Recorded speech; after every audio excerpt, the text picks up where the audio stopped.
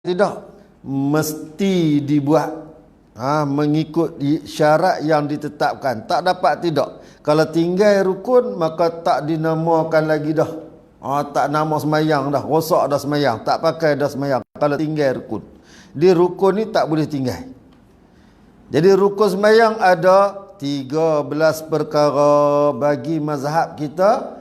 Imam Asy-Syafi'i rahimahullahu ta'ala, mazhab Imam Syafi'i ada 13.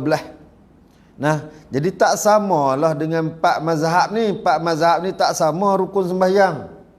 Ada mazhab yang 7 sahaja. Ada mazhab yang 11. Ada mazhab yang 17 rukun sembahyang. Nah, dan setiap daripada mazhab tu semuanya betul. Tak ada yang tak betul. Ni pun satu permasalahan kita ni. Kita beramal dengan mazhab kita, tak semestinya mazhab orang lain tak betul. Ni ada orang dia salah lah. Kita tak kira siapa lah, ustaz ke siapa pun. Salah tang mana? Kita beramal dengan mazhab Syafi'i, dia beramal dengan mazhab Hanafi, walaupun dia hidung kepek siapa kita. Nah, hidung kepek siapa kita kok, dia beramal dengan mazhab Hanafi. Tak apalah nak beramal dengan mazhab Hanafi. Tapi jangan kata hak yang kita beramal mazhab Syafi'i ni tak betul. Ni yang duk jadi masalah kita lah ni pasal itu. Dia beramal dengan mazhab lain, dia kata mazhab kita tak betul, hak kita duk buat. Contoh dia pagi tadi. Nah, mazhab Hanafi tak ada semayang sujud sejadah ni. Tak ada. Jadi tak ada semayang sujud sejadah bagi mazhab Hanafi. Tidak bagi mazhab Syafi'i. Mazhab Syafi'i sunat. Sunat setiap minggu mengadakan semayang sunat sujud sejadah ni. Sehingga kan kalau kita niat nak main semayang sujud sejadah pun sah. Boleh niat. Nah, depa beramal dengan mazhab Hanafi, depa duk marah kat kita. Kata mana ada semayang sujud sejadah, tak ada. Nabi pun buat sekali dua je, berapa kali je. Yang pasal apa kita nak buat tiap-tiap minggu? Lah. Ni kata salah faham. Kita mazhab Syafi'i. Mazhab Syafi'i dia kata sunat. Sunat tiap-tiap minggu. Nah, mazhab Hanafi tak ada, tak apalah. Ikut kita nak beramai mana. Tapi jangan halang hak yang betul pada mazhab yang lain. Jadi ini kaedah, sebab tu kita mengaji nak bagi faham. Bukan mengaji nak lihat kesalahan orang. Kita mengaji nak bagi kita faham, nak lihat kesalahan kita, dan supaya sempurna ibadat kita. Supaya sempurna ibadat kita. Ni kodok duk kira hak dia yang betul. Kira hak dia yang betul, hak orang tak betul. Baik. 13 sifat ni, pertamanya daripada 13 sifat, niat. Pertamanya niat. Tapi musannif tambah terus siap. Niat dengan hati. Pasal apa musannif bubuh niat dengan hati?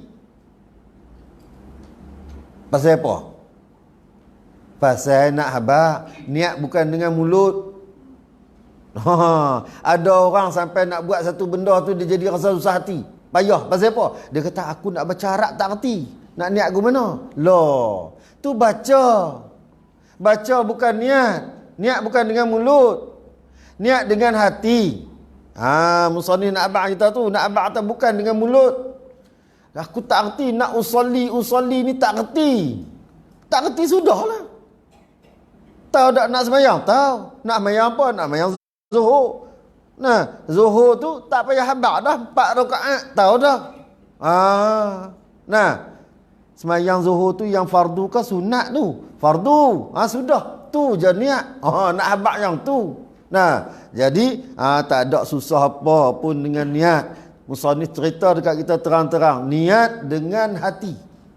Bukan niat dengan mulut. Saat ni duk fikir niat dengan mulut pula, pakat duk dalam tengkak. Mana ada niat. Nabi tak ada niat pun duk baca, duk usolli. Nabi tak ada pun. Tak ada hadis Nabi usolli. Mana ada hadis Nabi usolli tak ada. Lah, hak yang tengkak tu pun tak cerdik juga. Usolli tu baca dengan mulut, baca dengan lidah. Hak niat tu hak lintas dalam hati. Kalau kata tak ada Nabi tak niat, Takkan Nabi nak habaq innama amalu binniat. Niat ni lintasan di dalam hati. Jadi selesai masalah. Tak payah duk tengkak ada niat tak ada niat. Ni ada juga kita pakai duk keli benda yang kita tak tahu. Mana ada niat tak ada niat. La ilaha illallah. Baik, keduanya takbiratul ihram. Keduanya takbiratul ihram. Apa dia takbiratul ihram? Takbiratul ihram apa dia?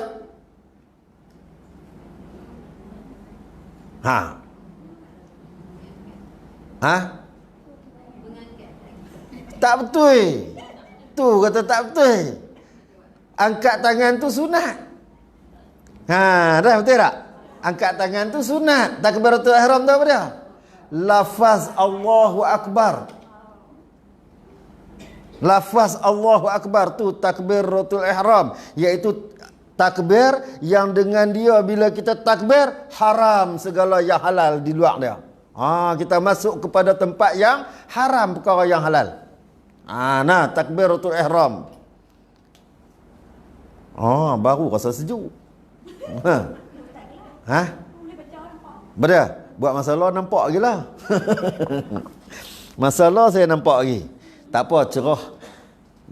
Tapi tu bukan pasal apa, cikgu kesian kat saya. Masuk dalam gambar muka hitam. Hitam, sopa orang para.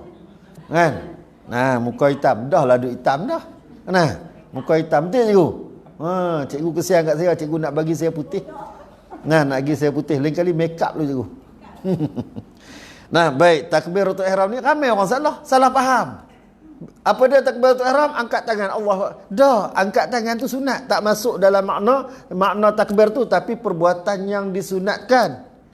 Apa dia takbir? Lafaz Allahu Akbar. Yang tu takbir. Ihram tu bila kita lafaz takbir tu, maka kita masuk ke tempat yang haram segala perkara yang halal di luar dia. Di luar halal makan, di dalam dia haram makan. Di luar dia halal bersembang, dalam dia haram sembang. Tu maksud dia. Tu takbiratul ihram. Jadi huraian dia nanti akan ada huraian. Ini dia bagi sinopsis dia, iaitu rukun semayang ada 13. Nama bagi rukun-rukun ni. Nanti kita masuk kepada perkara yang dinamakan syarat sah. Syarat sah. Nanti kita masuk. Baik. Ketiganya berdiri betul.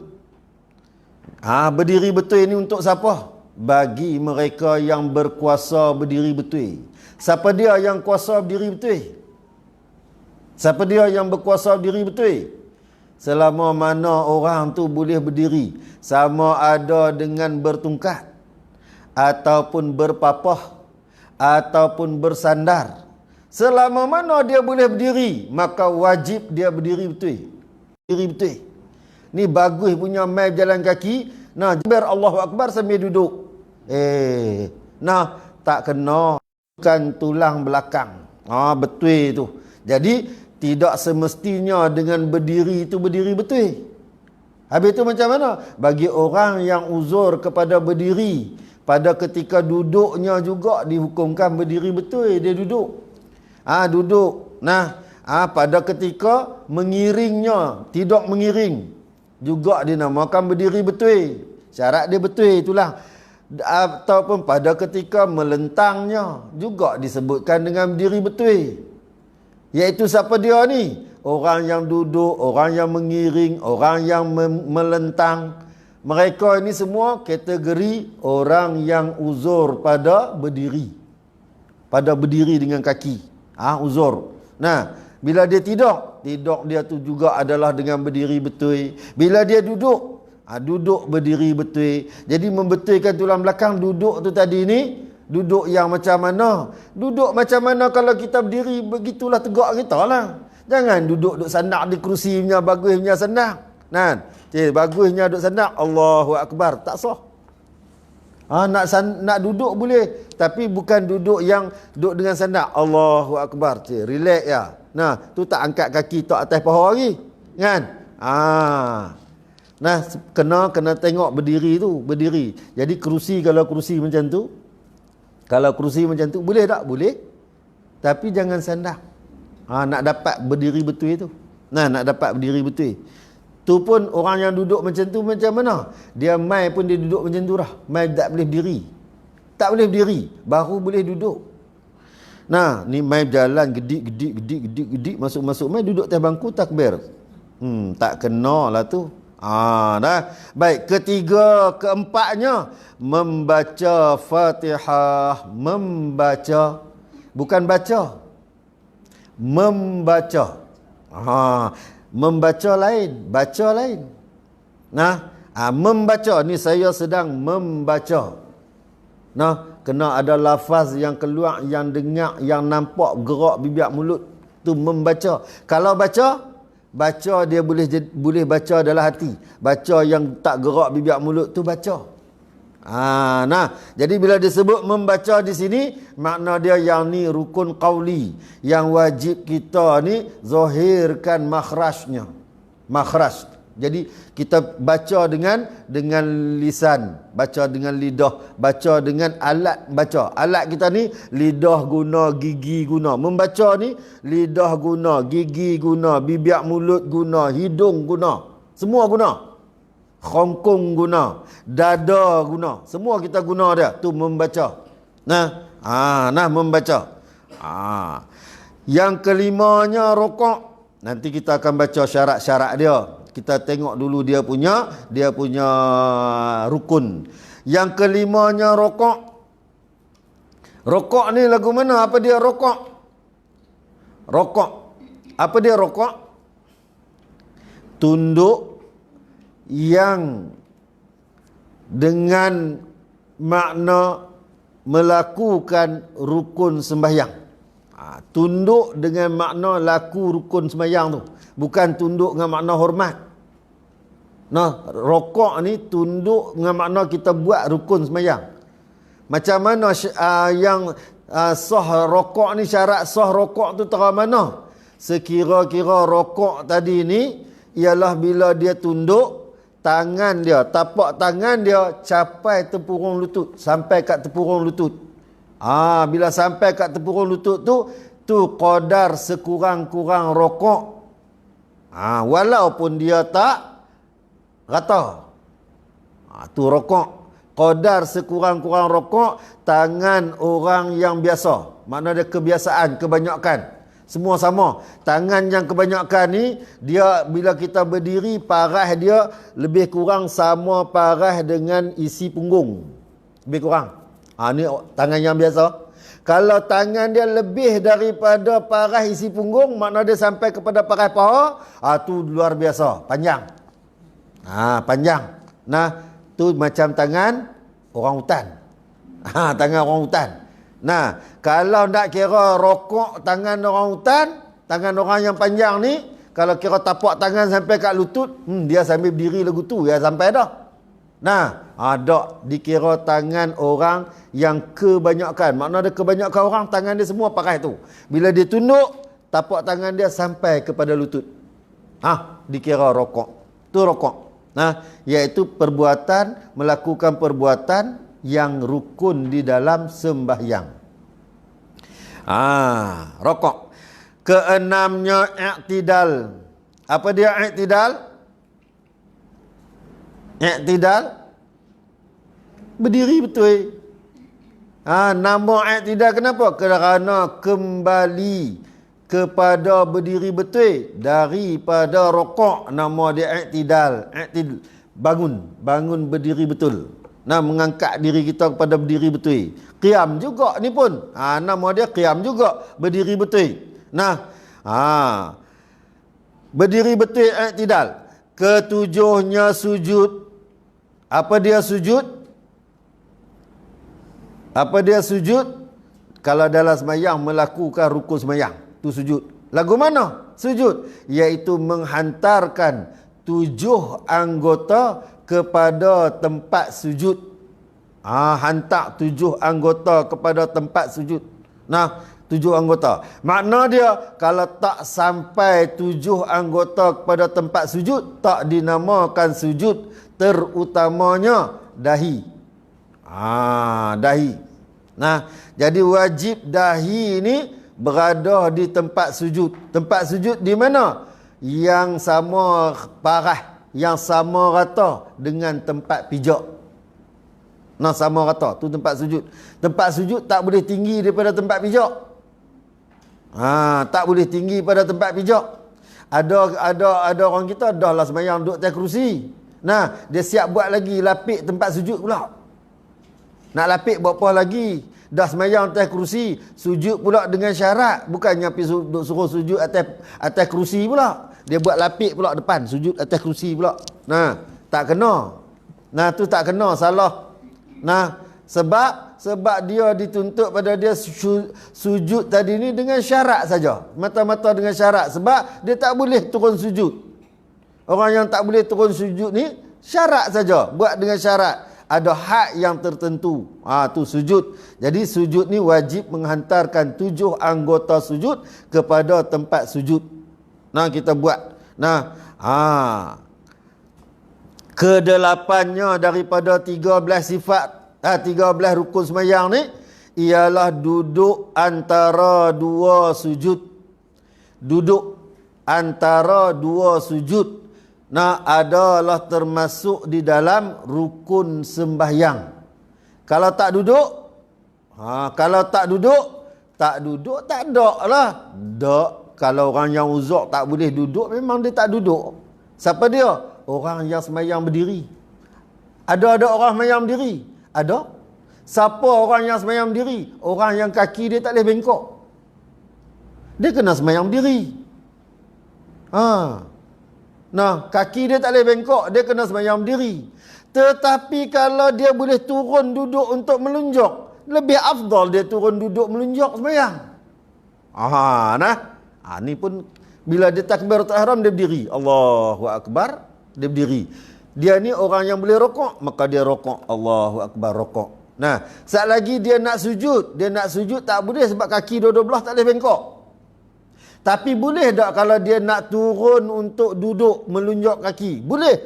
Nah, boleh. Dengan kiat-kiat sikit pun boleh dia turun lunjuk. Maka dia turun lunjuk untuk duduk di lantai, sujud dengan syarat. Boleh bangkit tak? Boleh bangkit.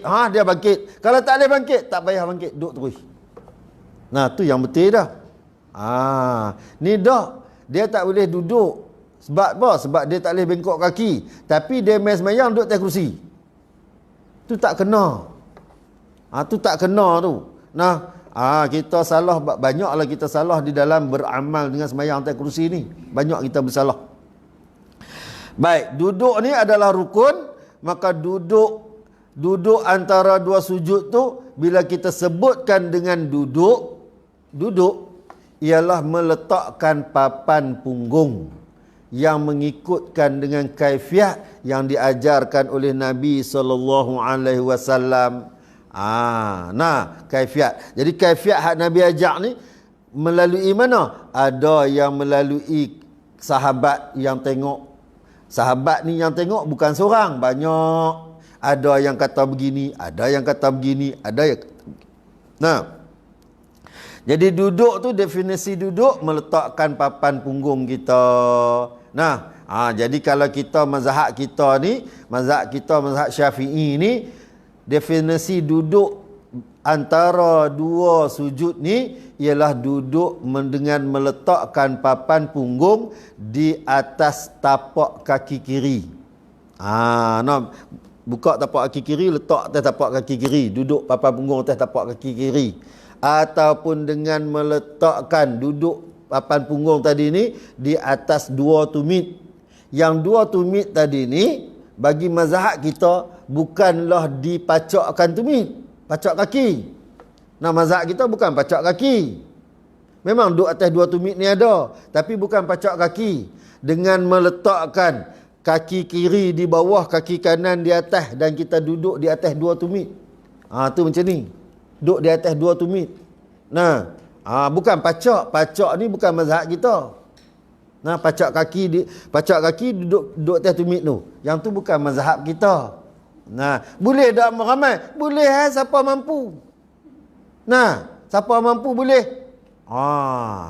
Tapi banyaklah pakat duk mengaji dalam YouTube, tengok tak habis. Allahu akbar. Dia pacak kaki sebelah, duduk atas tumit kaki hak pacak sebelah apa ada. Nah, jadi pelik lah macam-macam hai. Sebelah kanan dia pacak, dia duduk atas tumit sebelah kanan ni, belah kiri dia pergi tidur. Nah, tak kena. Ada yang pacak dua-dua belah, tak apalah. Pacak dua-dua belah duduk atas tumit. Nah, boleh tak? Boleh duduk. Nah, boleh. Syarat dia duduk. Boleh. Nak duduk lagu mana pun boleh. Nak duduk bersila boleh tak? Boleh. Nak duduk macam mana pun boleh. Nah, syarat dia bila kita melakukan perbuatan duduk. Orang yang uzur dimaafkan kalau melakukan pergerakan lebih pada 2 kali. Tapi kalau orang yang tak uzur, melakukan pergerakan lebih pada 2 kali, iaitu kali ketiga batal. Ni jadi kita kena jaga. Nanti kita akan masuk pada semua ni. Baik, yang ke-9-nya ialah membaca tahiyat akhir. Baca tahiyat akhir. Nah, tengok tadi membaca Fatihah. Yang ni membaca tahiyat akhir, makna dia membaca juga. Bila membaca dia rukun qauli. Nah, wajib zahirkan makhraj hurufnya. Dalam fiqh ni yang ni penting. Wajib zahirkan makhraj hurufnya. Nah, jadi bila kita zahirkan, makna dia bergeraklah sekalian bibiak kita, gigi kita, lidah kita bergerak. Nah, sebab dia bacaan Quran ni dia guna habis ke semua. Guna habis ke semua. Lubang hidung guna, hujung bibir guna, hujung lidah guna, hujung gigi guna, dalam langit guna, dalam kongkong guna, semua guna habis. Dia guna habis. Jadi membaca tahiyat akhir. Tahiyat akhir ni pun nanti kita masuk, kita kena tengok. Ramai orang kita dia duk baca tahiyat akhir ni buah mola tak betul dah. Banyak tu. Banyak buah mola. Sebab dia tahiyat akhir ni dia tahiyat akhir bacaan pendek, tapi ada padanya tasydid yang banyak. Tasydid yang banyak.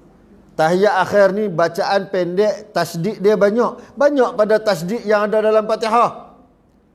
Banyak. Nah, dia banyak tasydid dia. Jadi ramai yang salah awal-awal lagi dah salah tasydid dah. Nah, ta tu ada tasydid, ada sabdu. Ta tu ada sabdu. Ramai orang baca tak ada sabdu. Tak sah bacaan. Ni sebab tu kena belajar bagi betul, sebab fiqh dia tuntut benda ni. Nah, atta dia baca atta habis tak ada. Atahiyya dia baca atahiyya. Atahiyya lah. Atah mat lah. Atah macam-macam atah. Atah dia duk kira atah.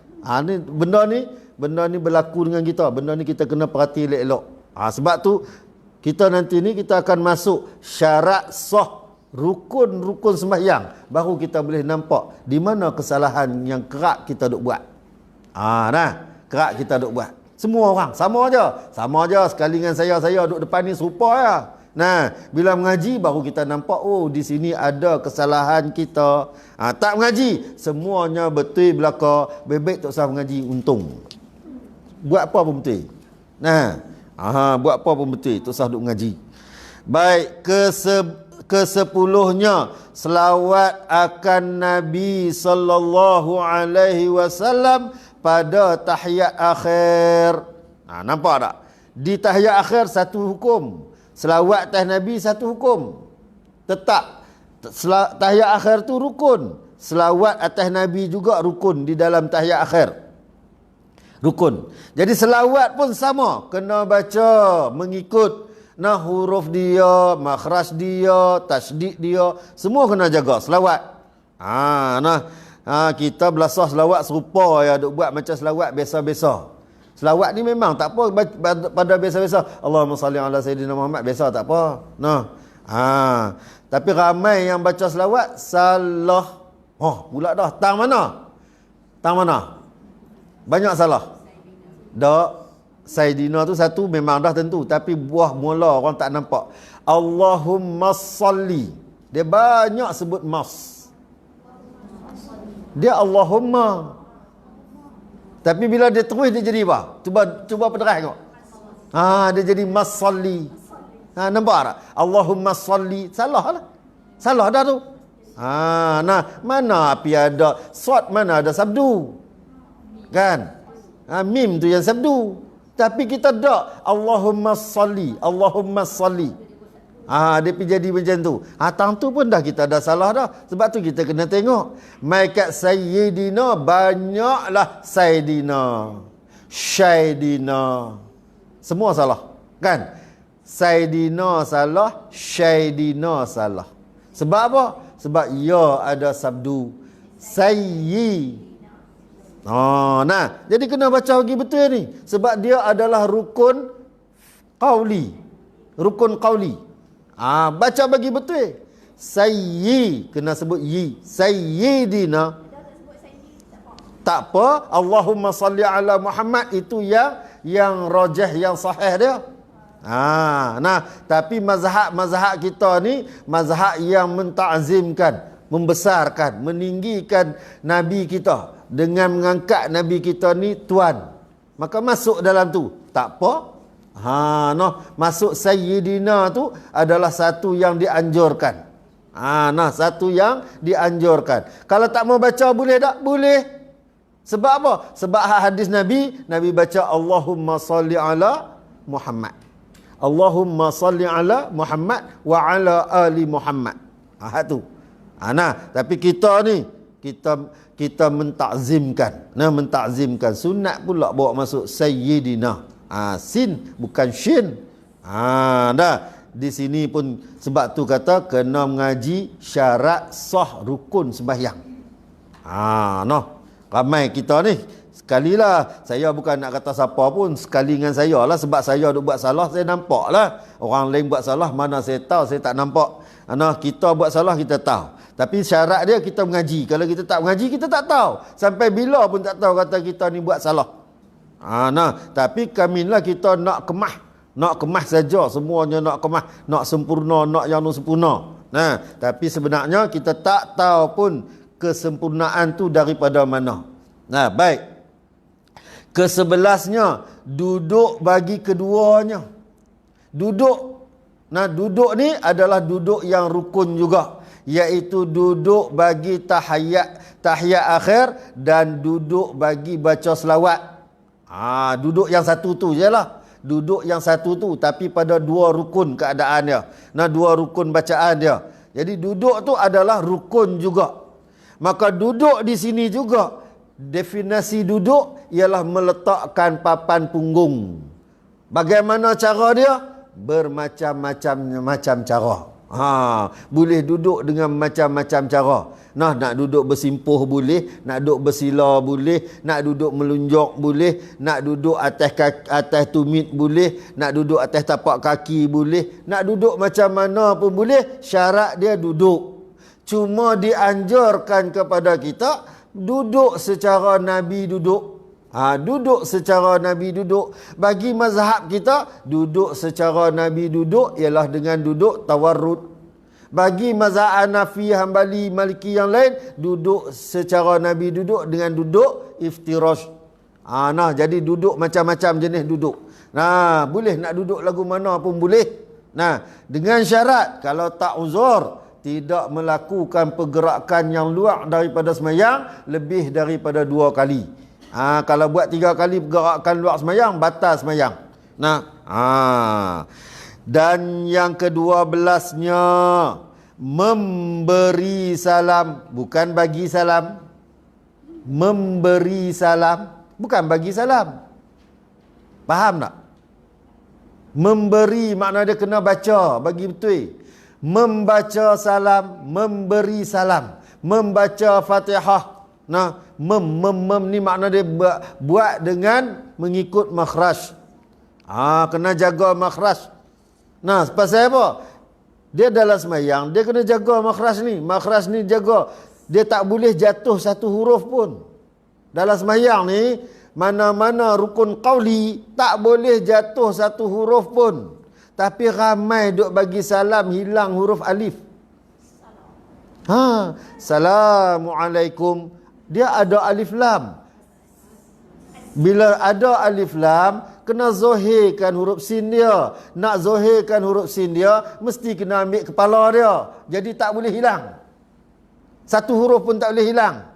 Kena bunyi Assalamualaikum.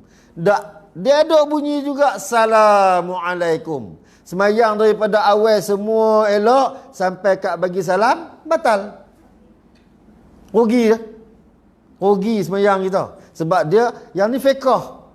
Nah, tajwid tak apa, kita tinggal alif lam tu tak apa. Nah, tinggal tak apa.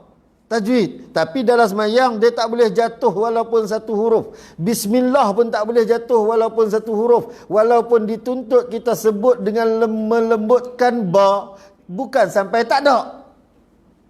Punya lembut ba sampai tak ada ba. Bismillah. Tak betul. Kan? Jatuh satu huruf tak sah. Tak sah bacaan. Nah, tak sah bacaan. Kalau ulang tak apa. Bila tak sah bacaan, pindah saja rukun, batal sembahyang. Bagi salam.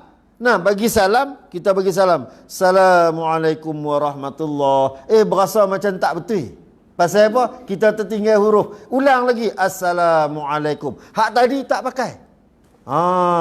Hak tadi tak pakai, tak batal lagi. Tapi bila dah bagi yang kedua, lepas tu habis, batal. Kan? Rugilah.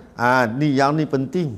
Kena jaga. Kena jaga. Makhraj huruf kena jaga di dalam sembahyang. Sebab tu, keutamaan menjadi imam ialah bagi mereka yang faqih lagi qari. Nombor 2, faqih. Nombor 3, qari. Nombor 1 yang nak jadi imam ni faqih lagi qari. Nombor 2 faqih. Nombor 3 baru masuk qari. Apa dia qari? Ada musabaqah tu bah?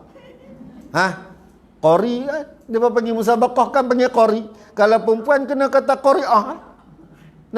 Perempuan yang kena jadi qari'ah. Tak, bukan qari tu. Kalau pakai qari musabaqah, letihlah kita nak habis 20 rakaat mayang.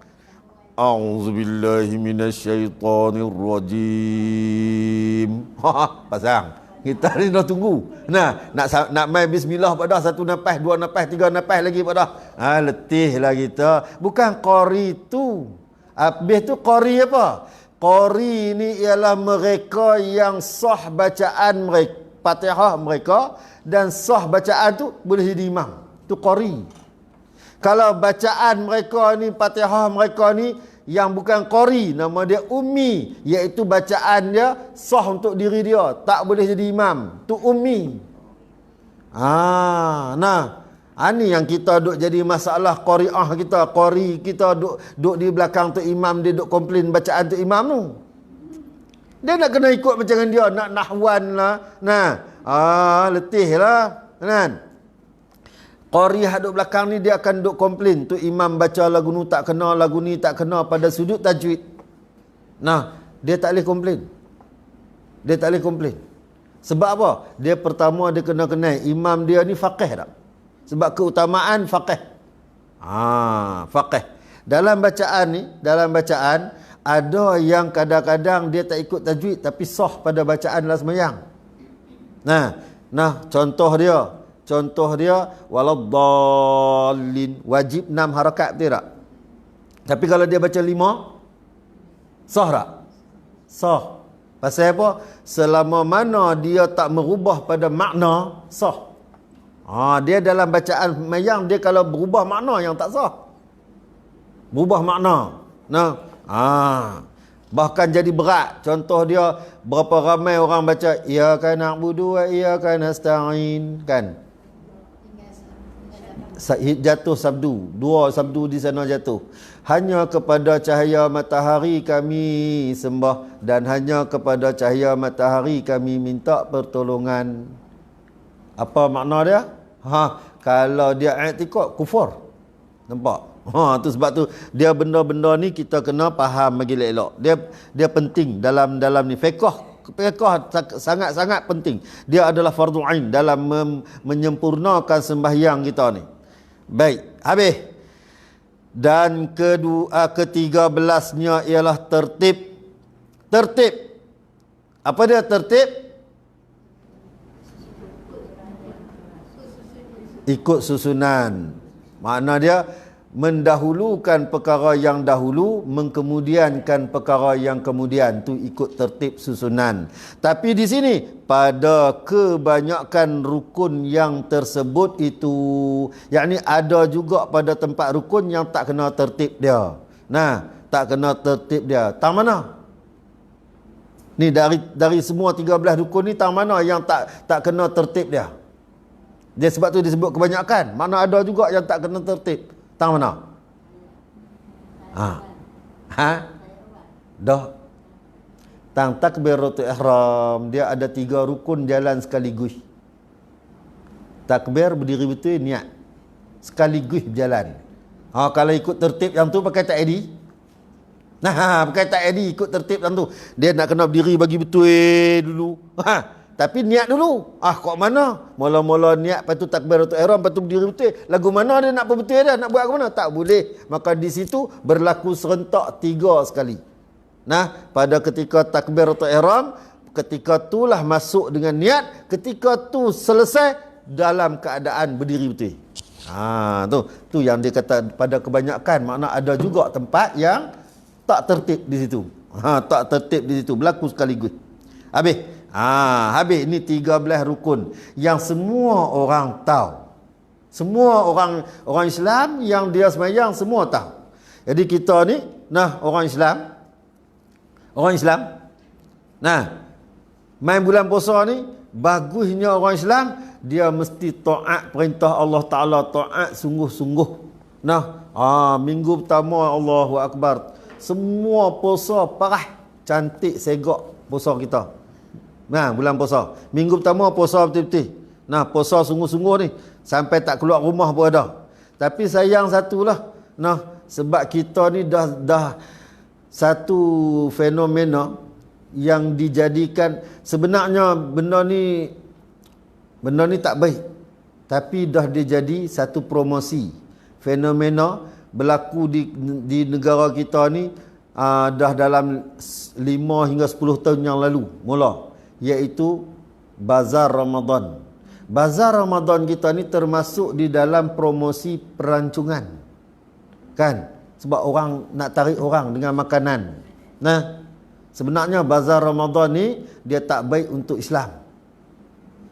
Dia bukan mengajar orang Islam di bulan puasa untuk merasakan puasa tu. Kita puasa mujahadah nafsu kita untuk tahan daripada haloba makan, haloba kepada harta benda. Tahan semua, mujahadah. Kita berjihad untuk menahan nafsu kita dari berasa haloba dengan perkara bangsa dunia. Tapi bila mai bazar Ramadan, habis hak di rumah pun jadi tak berapa nak rajin. Pak Ang, hari ni rasa puasan tak apa larat. Pilah tengok kat bazar Ramadan tu jual apa? Pak Ang kata, aku tak larat lah. Tak apalah, pilah tengoklah sikit-sikit apa yang kita makan 2 orang sudahlah. Bukan kita 2 orang, bukan ada siapa pun. Anak-anak semua duduk jauh, bukan kita 2 orang, beli sikit-sikit. Masak rugi. Alasan kita nombor 1, masak rugi. Nak masak apa tak tahu Pilah bazar Ramadan. Bila awak balik mai bukan makan seorang, 5 orang punya makan awak balik. Pasal apa? Masa tu kita masuk, nafsu kita kalah. Sebab di tempat itulah tempat menjatuhkan mujahadah kita. Jadi dia tak baik sebenarnya bazar Ramadan ni. Tak baik, bagi saya tak baik. Saya nak kata ke orang buat apa? Kita minggu pertama cantik, minggu kedua cantik, minggu ketiga orang rumah tak apa nak larat masuk kita pun main bazar Ramadan. Sampai orang tegur, Ustaz. Raga tak penuh lagi. Raga motor tak penuh lagi beli. Kan?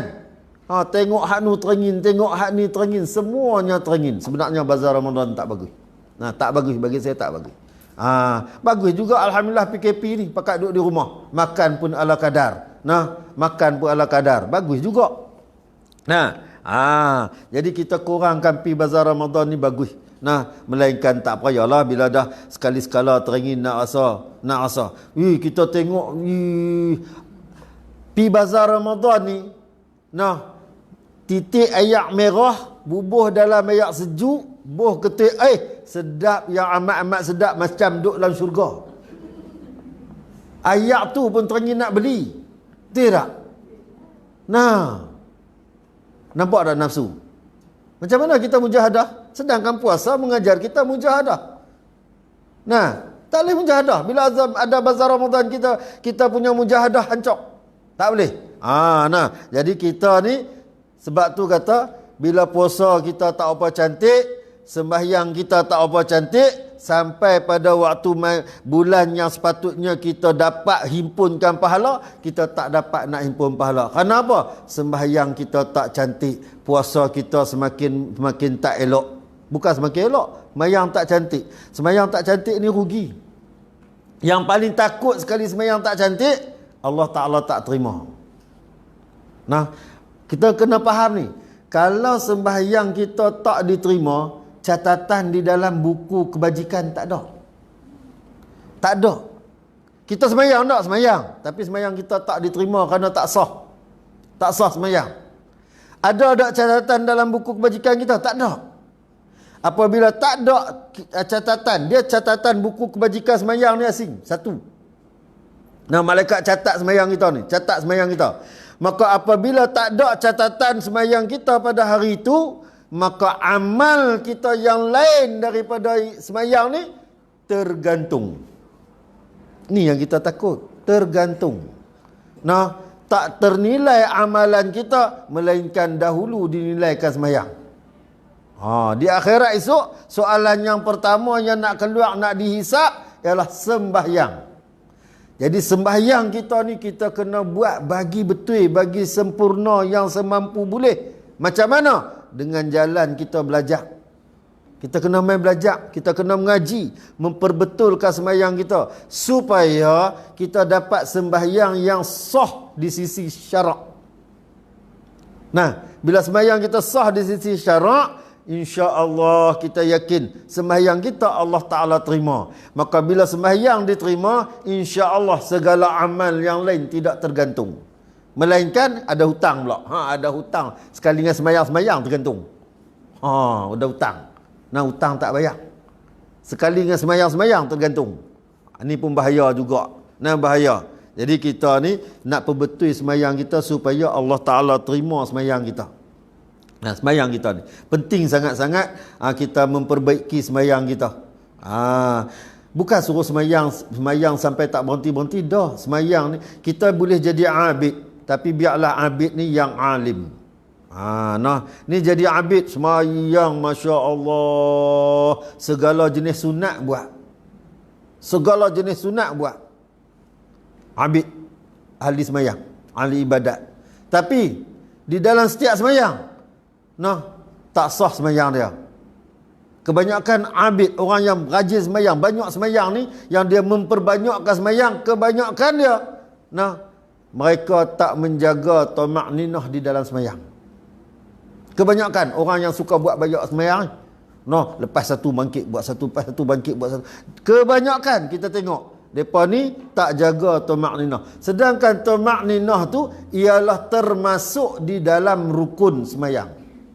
Tak mana? Rokok serta iktidal. Rokok serta tamakninah. Iktidal serta tamakninah. Sujud serta tamakninah. Duduk antara dua sujud serta tamakninah. Inilah tempat yang paling banyak orang tinggalkan tamakninah. Yang Nabi sebut mencuri dalam sembahyang. Empat tempat ni orang mencuri dalam sembahyang. Dia rokok. Sambil rokok, Allahu Akbar. Bar di atas.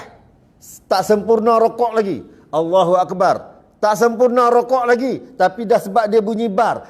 Subhana rabbiyal azim wa bihamdi. Sambil-sambil duk turun bagi perbetul. Tu curi tu. Tu nama dia curilah sembahyang. Sambil-sambil duk perbetul bagi sama rokok tu. Subhana rabbiyal azim wa bihamdi. Subhana rabbiyal azim wa bihamdi. Subhana rabbiyal azim wa bihamdi. Sambil duk bangkit. Subhana rabbiyal azim wa bihamdi. Sampai ke atas. Sami Allahu liman hamidah. Dia berdiri dah baru dia kata sami Allahu liman hamidah. Makna dia pada ketika dia kata sami Allahu liman hamidah tu, dia sambil-sambil duk sebut. Sebab tu kita heran rokok dia nyesat. Tapi kalau tanya dia 3 kali dia baca. Nah, makna dia tak ada tamak-ninah di dalam rokok. Tamak-ninah ni penting. Pasal apa penting? Sebab dia termasuk dalam rukun, serta rukun. Nah, apa dia tamak-ninah? Berhenti. Segala anggota besar tak bergerak. Selama mana? Sekadar subhanallah. Yang ni orang tak jaga. Qadar tu je dia tak jaga dah. Nah, selama kita duk bergerak dengan anggota besar kita dalam 4 tempat ni, tak ada tamak-ninah. Bergerak. Kepala bergerak, tak ada tamak-ninah. Hak ni orang tak jaga. Nah, sami Allahu liman hamidah. Tangan duk kayuh peru ni, tangan kayuh sampan ni kan. Duk kayuh sampan ni. Nah, tangan duk gayung pi sana gayung pi sini, turun kepada sujud, tak ada tamak-ninah. Nah, di dalam sujud ni ada juga warak tengok kemas sembahyang, tapi sayang sujud tak sah. Sujud tak sah. Ramai orang sujud di atas kain serban ni. Sujud ni. Dia sujud dengan dahi bukan dengan kepala. Ada orang pacak kepala. Nah, tak sah sujud dia. Ada orang sujud di atas kain serban. Sujud ni, kain ni. Ni kerah ni. Nah, tak kena dahi, tak sah. Walaupun dia sujud tu tak bukan atas kepala, tapi atas kain. Nah, ataupun yang pakai songkok yang tebal ni, sujud atas songkok, tak sah sujud. Makna dia kena faham, setiap apa yang kita buat dalam sembahyang, bila tak sah, makna dia dihukumkan tak sembahyang. Sama. Ni yang takut. Takut apa? Balik di akhirat nak lawan tengkak dengan malaikat. Aku sembahyang penat-penat, peluh daripada kepala sampai ke tin, hang tak ada catatan nak tengkak dengan malaikat. Nah, Allah Ta'ala tunjuk kat kita. Tunjuk semua Allah Ta'ala tunjuk. Faman ya'mal misqala zarratin khairan yarah wa man ya'mal misqala zarratin syarran yarah. Semua besar zarrah pun Allah Ta'ala tunjuk. Hak kita buat salah, kita buat baik, kita buat apa, semua Allah Ta'ala tunjuk. Hang tengok masuk, tak payah tengkak. Masa tu nak buat apa lagi? Nyesai tak berguna. Nyesai tak berguna.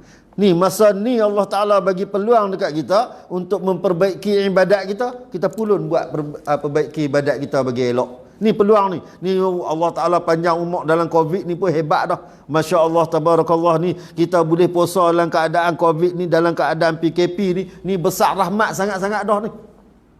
Syukurlah. Besar sungguh. Terlepas dah tak boleh dah sembahyang jemaah tarawih. Nah, kena sembahyang di rumah. Siapa nak jadi Tok Bilal pun tak tahu. Nah, tok laki dia kata aku boleh jadi imam Bilal tak erti. Tak apa bila, tapi hak tok laki kata aku tak boleh jadi imam, Bilal boleh. Nak suruh bini jadi imam lagu mana tak boleh. Nah, melainkan kena suruh anak hak kecil lah, anak kita hak masuk pasti. Sebab hak masuk pasti diajakkan dia hafal ayat-ayat Quran, ayat lazim hafal. Anak pasti jadi tok imam, pak duduk belakang.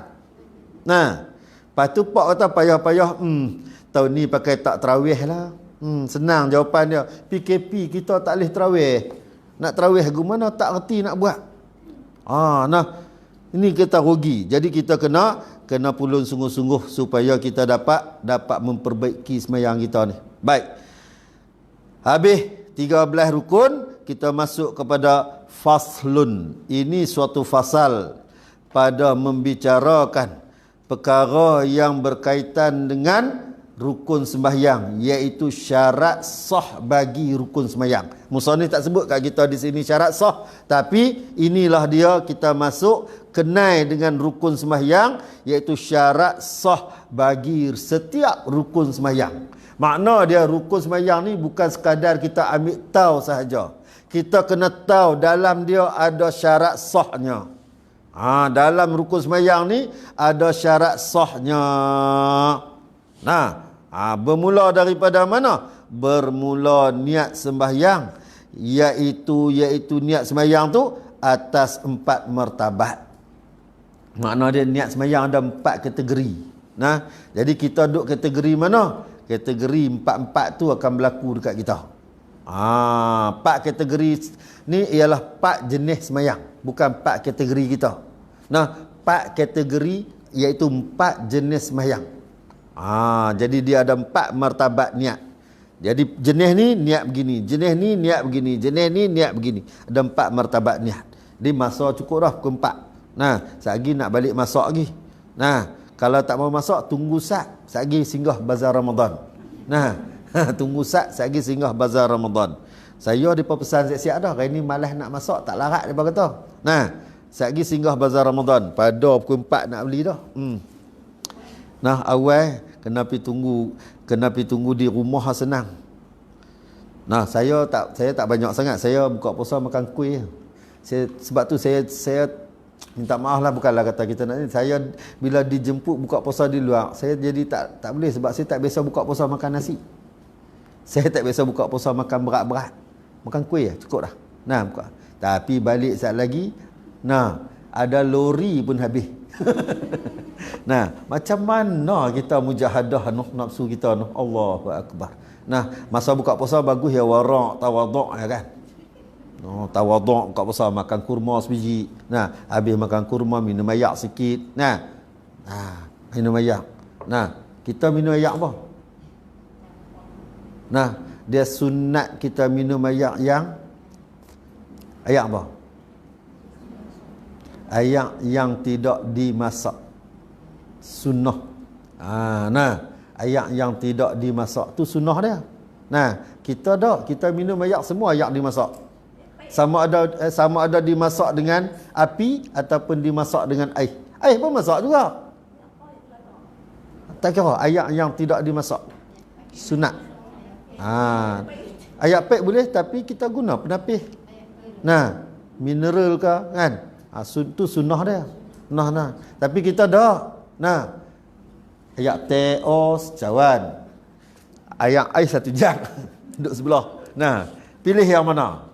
Asal buka puasa ya, kurma duk fikir nak makan dengan tak makan sama banyak. Duk nampak air air temikai, air oring, air apa. Kita duk nampak air. Nah, tapi mujurlah Allah Ta'ala bagi kita tak berapa panas. Panas tengah hari je lah ni. Buka puasa tak apa panas, korang minum air. Nah, jadi insyaAllah kita tu minggu depan tak ada lah kuliah dah. Kan minggu keempat ada tak? Ada. Saya tak ada masalah. Saya kena tanya.